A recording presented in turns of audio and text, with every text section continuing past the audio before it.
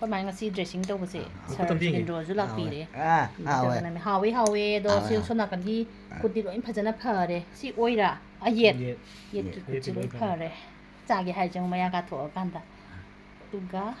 hawi koi ma je hospital le rubadagi phamga chaw ya dre aduga mahi tham dai na hogat pi doine aduga sina kari no jel ko je smaina khong loina happy ne somda Nang nan thok pa ni ba ngasai hidak sang dra si jena I thoma takhai na bajani ba dugi to mai tau dana somda mo hape si oina tra oi jam hape si gi zan hapam ba do si di somda mo hapi rami moina sir do phajana kai no taroga khoi magi makhut makhong je loi pai dana tau birame yam nungai yam harawe khoi ma sin da khoi kya no manga ta khoi manga asmanam jan nu si si ki da khoi ima au bra se I ro hare Kemarin semain tahu le maya je nung kato kan ni ba. Caro. Nasi je pemagi dressing tahu le sar ba yaw na yak pire mai ki pili ki agi tin ma do ai na khangja ni sina ne sija home care service se karino daga patient na ma kana ko magi mun na ba yaro ga di kamai na contact tahu ga ge aduga palliative care society sina karino aduga moi ki mathau ga ina do moi se kamai na contact tahu ga ge do karam ba ana ba jing ja pwede yimidagagi hadi mo yung kari daw dagi hado do sir na pio kaya first sir ni yung self introduction kabi I samak Dr. Jugindra Sorok haibo Sija Hospitals the project director medical services wana thau gujari aduga medical college ki su faculty wana surgery department da MBBS chhatra singi surgery tak da thau gujari Hojik hambigi bedu home care service ki matang dani home care service si hojik anaba ma hospital da lying basi makhal ani thona lai amadi lying aga pungpa phagi ba ya 100% adum normal da hanjam ni adu pharaga di makhata na adugi maram da amu ate to pa hina tawningai laitaba aduna acute illness kawi aduga ayamba sidi hidak nani khangde operation ni khangde adum phan ba yai samna habda example na khuna thamada appendicitis tawre adu the appendix operation tawre adu no nini da mai muhallani hafta amda ma normal ta grani appendix ki maram da ma loi kauthok ki bi are kan to tawne le adwana malaria tawre hare adu di malaria adu phanana ba hidak tu chara kanda papung phawa dose chara kan ma dum normal dum taraga normal da hanjalaga dum chakkiba akhata na malaria gi maram da mana kaisu hena te treatment tamngai lai ro adubu anaba khara lai chronic illness na madudi khudak ta lying aga karimba treatment na taraga operation na taraga na tra hida ama piraga phumba phaba yabdi natam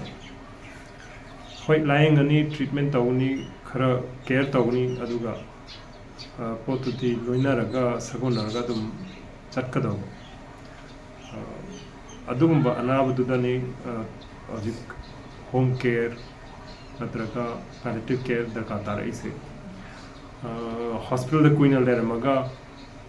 makhata abdi yumda dum leiraga dressing tawbani khangde amani khangde hojik imagi taw bibise matam khara hospital da leiraga ko magi masano aktabdugi hidak charubudana maram maraka hidak tugi reaction tawduda masa silona popthoraktana umsaloin kelakpagi tawriba problem se adugi du emergency ona hospital da treatment tawre matung tabudi kuina sum dressing tawda walayang da map laibase asidi yumda su tawba yaadana hojik tawrisne duda yumda leiraga yumda care tawgadaba mawong se imung manungna tasengna imung manungi da nurse sama yawna adagi doctor ma yawna de wari do tongale aduga leitraga di adu yawdraga di yumda kari tawdono ha bose khangoi aduna si mataks da ne koigi sija hospitals gi ona home care gi service sija home care service sama pijari se adu da trained nurse se koigi thara aga moina tawdaba dressing ni khangde lying ni khangde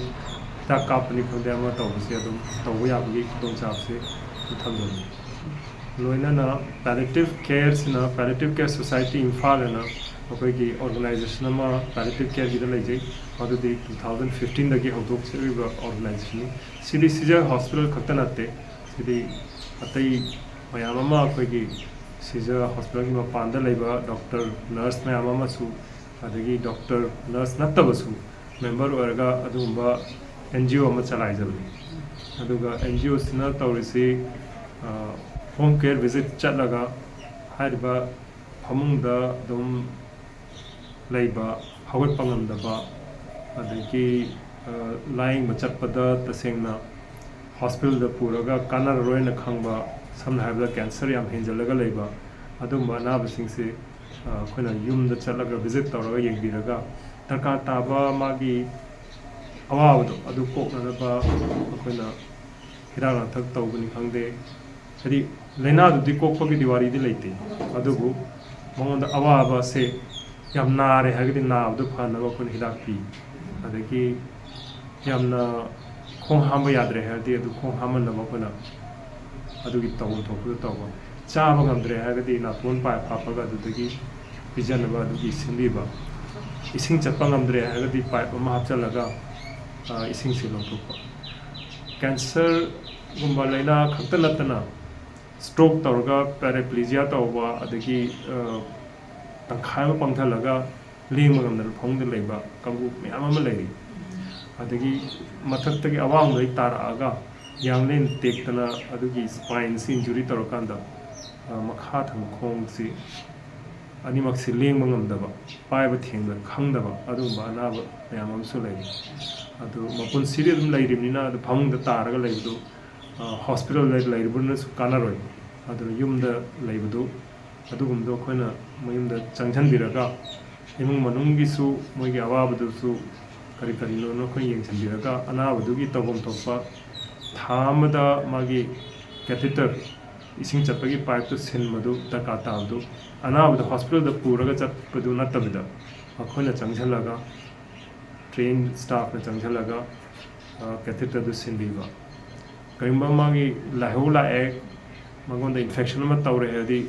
अनाबदु फंग तारा लेबा अनाबदु थांगा पूरगा hospital चप्पदु अवाबा मोइबनिना अखोना चंगझनलगा येंबिरगा दरकार ताबा अदुगी हिदाक अंतक अखोना सिनबीबा हतारे सिमयाम सिनी अदुना सिना palliative care कवी अदुगा सिदी अदुम palliative care की सरुक्तुदी अखोना totally free of charge कंत सेनफम अमता लौदना अदुम तौजमी मसीगिसी हौरपदे अखोना पैलेटिव केयर सोसाइटी इम्फाल न तौरगा इम्फाल मनुंग सिदा अयाम्बा तौरमबनी अदुबु 2017 दगी ट्रेनिंग हौरगा 2018 दगी स्टेट की ओइबा हेल्थ डिपार्टमेंट ना सिलगा हजे हेल्थ एंड वेलनेस सेंटर लेबसिंगसिदा ट्रेन्ड नर्सेस अदुगी चा सिंगसिदा ट्रेनिंग तौरकांदा पैलेटिव केयर से मोइना मोइगी कोलिबा एरिया दुदा चलगा मोइना पैलेटिव केयर से तौबसी अदुम हौरे दुना डिस्ट्रिक्ट मंगा तरुक सुमाइना हजि लेरे थौबालदा करिदा दगी अतई डिस्ट्रिक्ट मयाम तमिंगलोंग यौनने सिगी से स्टेट हेल्थ डिपार्टमेंट ना तौरगसु अदुम तवी अदुगा से मोइगी ट्रेनिंग से तौबसिदा केरला दगी एक्सपर्ट मयाम अमा लागा ट्रेनिंग तौबसिदा अखोइसु फैकल्टी ओने यौजरगा हारिबा डॉक्टर सिंह नर्सिंग से ट्रेनिंग तौरकांदा सिगी थमक से अदुम संगसली अदुना मयाम चंगदना होनादना तौरी सिगी मतांगदा खंबिनिंगबा दगी मखा ताबा अनाबा येंगिनिंगबा लेरगदी हौजे हौजिकती पैलेटिव केयर सोसाइटी इम्फाल की ऑफिस ती सीजर हॉस्पिटल दा लेरी अदुदा लेंबिरागा अदुम पैलेटिव केयर ऑफिस दा चंगागा अदुम वारी सानबा यानी नत्रगना होम केयर की ओरगसु अदुसु सीजर हॉस्पिटल की होम केयर की सिना अमुक सिदी नर्स ड्यूटी पीरगा माय मनाक्ता लेरगा ट्रीटमेंट ता अदुम यावबा ड्यूटी ताहनबा सि तौ यावरुने अदुना अदुगी चार्ज खरा लौई अदुगा पैलेटिव केयर की सिदी मनाक्ता लेबदी नते दरकादुगी मतुंगिना मतांग चाना अमुमुक विजिट तौरगा येंबिबदुगी थबक्तोनी पैलेटिव केयर की अदुमाइन तौदुना सर्विस से पुजानी हाता